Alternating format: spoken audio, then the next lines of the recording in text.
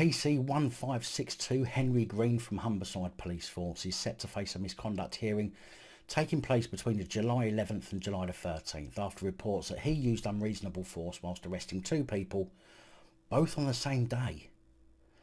At the Tesco store in Newland Avenue, West Hull, on the 6th of June 2019, a woman was alleged to have been taken to the ground by PC Henry Green using a leg sweep whilst she was in handcuffs and unable to break her fall.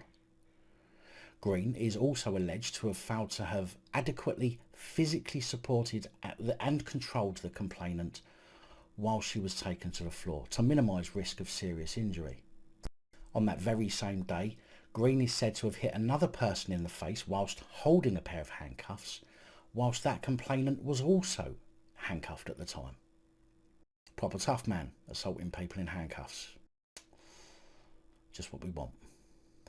The misconduct hearing alleges that PC Green breached the standards of professional behaviour by applying force that was not necessary, proportionate or reasonable in the circumstances on both occasions.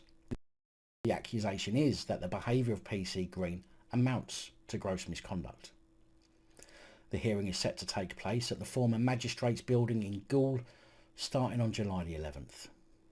The misconduct hearing announcement states, the above conduct breached the standards of professional behaviour relating to the use of force and individually and or cumulatively amounts to gross misconduct.